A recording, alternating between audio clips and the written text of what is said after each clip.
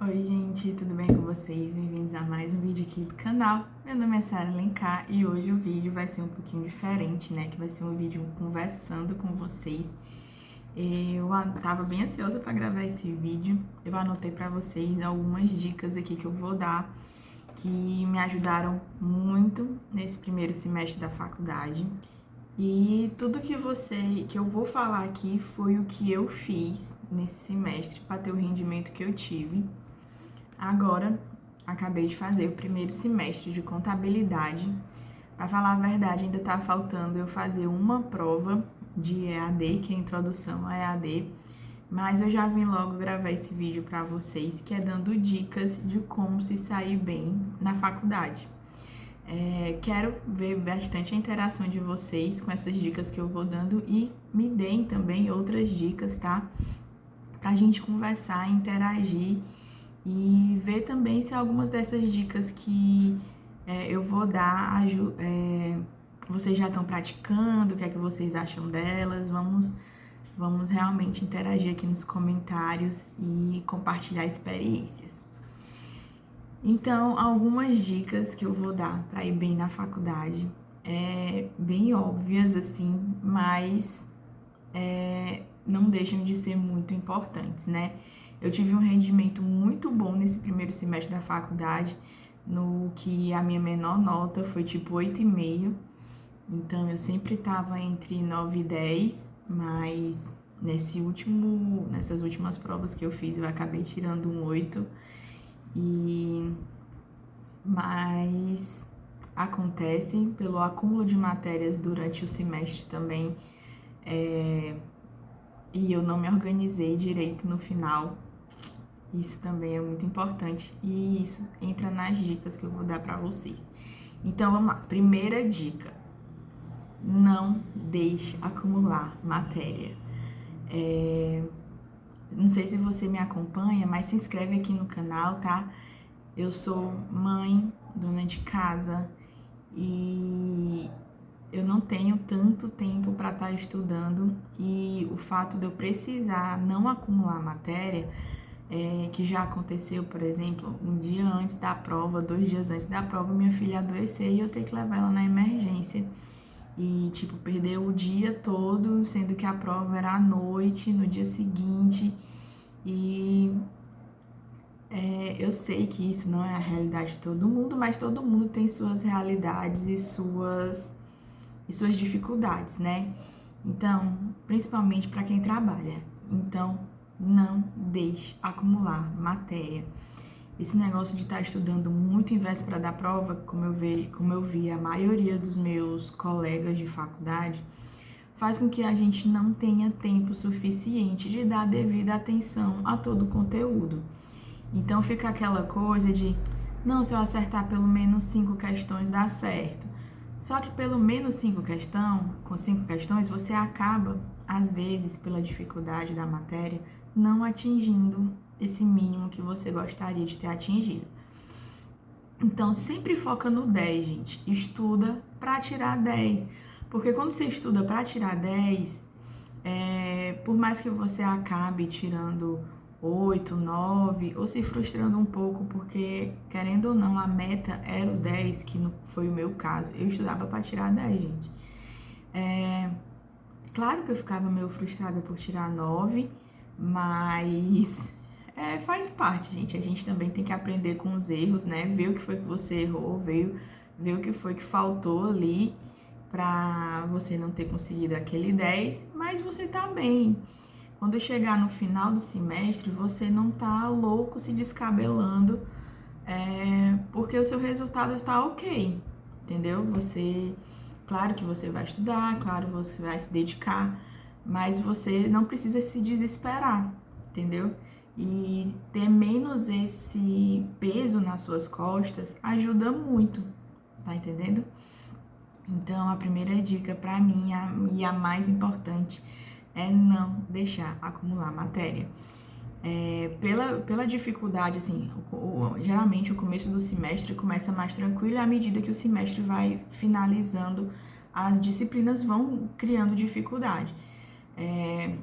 eu acabei não me organizando direito no final do semestre pela quantidade de disciplina, pela dificuldade das disciplinas que eu tinha que estudar, e por isso acabou vindo meu 8, mas mesmo assim, claro que eu não tô triste, porque foi um excelente rendimento durante todo o semestre. Então, segunda dica, preste atenção nas aulas. Gente, é impressionante como a gente vê hoje em dia por conta das redes sociais. Eu também já fui aluna desse jeito, de estar na faculdade, essa não é a minha primeira graduação, de estar na faculdade e passar o tempo inteiro mexendo no celular. Já fui dessas. Nessa graduação, eu me comprometi, quando começou, de que eu ia prestar atenção nas aulas, por mais chata que fosse a disciplina.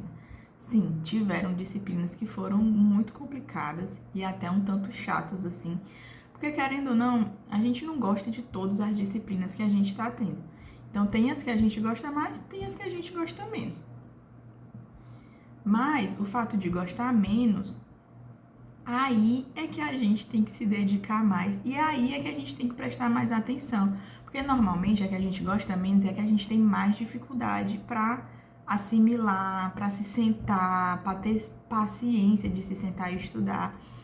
Então, o fato de ficar a aula também mexendo no celular, a gente perde vários gatilhos, várias explicações mais simples que o professor dá, tipo exemplos e tudo, e isso faz toda a diferença na hora que você senta para estudar o material do professor, porque você não vai ter nenhuma associação, sabe? Então fica aquele material puro e seco, sendo que se você tivesse prestado atenção, você conseguiria lembrar de alguma coisa que o professor falou sobre aquela aula, sobre algum exemplo para deixar aquele assunto um pouco mais simples. Então, esse tipo de coisa ajuda a que a gente entenda melhor o conteúdo, né? Esses exemplos ajudam a gente a entender o que é que aquilo dali quis dizer, com exemplos práticos que às vezes o professor diz, palavras-chave que às vezes ele fala. Então, muitas vezes, o que o professor também dá mais ênfase é o que realmente cai mais na prova. Então, isso tudo vale muito a pena a gente não tá, né, na sala de aula o tempo todo empendurado no celular. E isso fez toda a diferença, principalmente nas matérias que eu tenho mais dificuldade. Terceira dica, anote tudo que puder. Eu sei que às vezes o professor fala muito rápido e tudo, mas talvez você não precise anotar assim, tudo que o professor está pronunciando, mas tendo o material impresso ou do jeito que você gosta de usar o seu material e tendo um caderno ou fazendo anotações relevantes sobre aquele assunto, né, que o professor vai falando, pequenos tópicos, pequenas flechas, né, só para ajudar você a depois, quando chegar em casa, entender melhor aquele conteúdo. E uma das coisas que eu também faço, eu gosto de estudar fazendo resumos. Às vezes eu ainda acredito que eu não faço o melhor resumo do mundo, porque eu ainda sou daquelas que vai fazer o resumo e ainda quer anotar tudo. Eu sei que eu tenho que melhorar isso, mas querendo ou não, é fato comprovado que várias pessoas falam de estudiosos que fazem pesquisa e informam que a técnica da escrita é uma excelente técnica de memorização. Então, eu não só escrevia, mas como eu também lia em voz alta, isso também me ajudava muito a assimilar o conteúdo. Outra dica, quarta dica, buscar outras explicações. Nesse caso, a gente usa a internet a nosso favor, né? Então, hoje em dia, a gente tem o YouTube com dezenas de outros professores, né, ensinando. Eu sei que a gente não encontra conteúdo de, tipo assim, tudo, mas encontra bastante conteúdo. Outra coisa, apesar da gente encontrar muito conteúdo, é bom a gente ter ciência de que nem tudo é perfeito na internet, né? Então, a gente vai encontrar pessoas que não estão ensinando tudo tão bem. Então, é bom a gente ter um filtro com questão a isso mesmo, dar uma olhada nos comentários embaixo, se tem muita gente elogiando ou se tem muita gente falando ruim, porque Normalmente os comentários são uma espécie de balizador para a gente saber se aquele conteúdo realmente é certo ou se tem muita encheção de linguiça ou que, né, tem alguma coisa errada sobre o conteúdo verdadeiro. E livros, né, gente?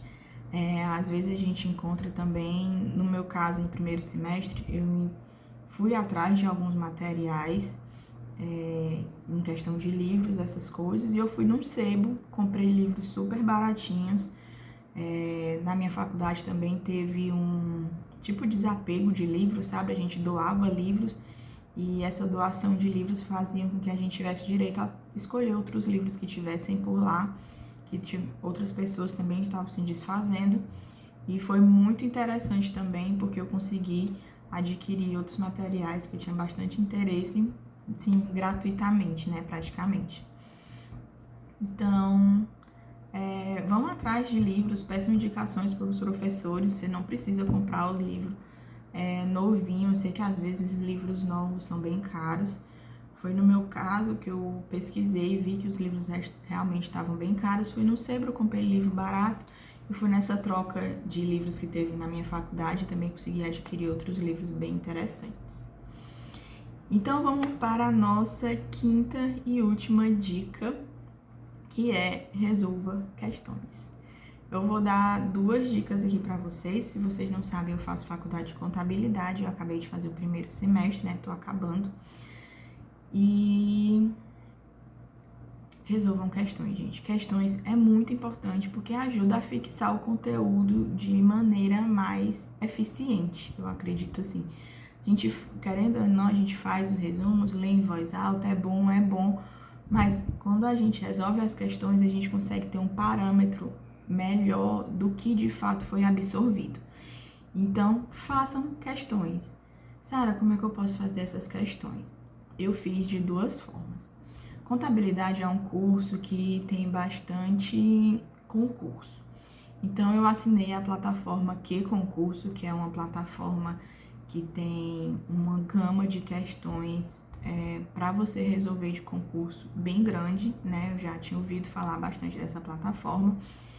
E nessa plataforma eu usei tanto para ter acesso a aulas, e isso me fez ter mais confiança assim, no conteúdo que eu estava absorvendo, porque se eles ensinam voltado para concurso, não tem como eles estar ensinando uma coisa errada.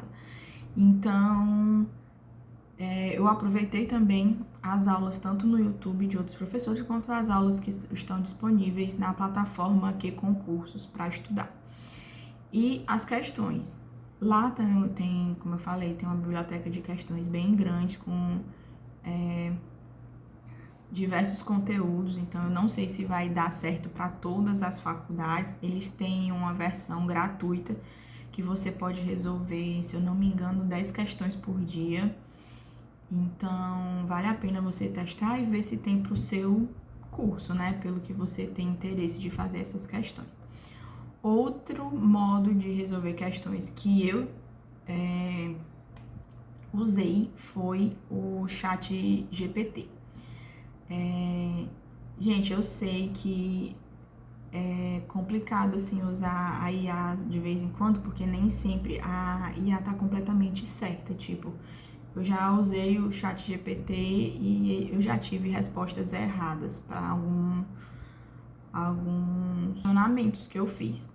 Então, como eu usei ele de forma mais assertiva? Eu pegava o PDF que o professor me passava do conteúdo, anexava no ChatGPT e eu pedia para ele desenvolver questões de múltipla escolha, seguindo aquele material específico que o professor tinha disponibilizado.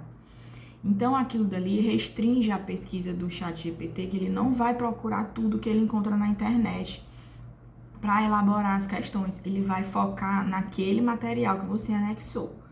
Então, aquele material, o professor escreveu todo o conteúdo para você estudar. Então, ele não vai também acabar elaborando questões que não tem nada a ver com o que vai cair na sua prova. Então, ele vai focar naquele material. Outra coisa, Quando você pedir, elabore, vamos supor, você bota lá um arquivo PDF que o professor deu da aula 1. Aí você coloca, elabore um questionário de 10 questões de múltipla escolha sobre o conteúdo anexado e no final coloque o gabarito. Ou então você pode pedir um gabarito comentado para você entender qual foi, por que aquela resposta era certa, ou você pode pedir só o gabarito para depois você conseguir conferir, né, se você realmente acertou ou não. Isso também me ajudou muito.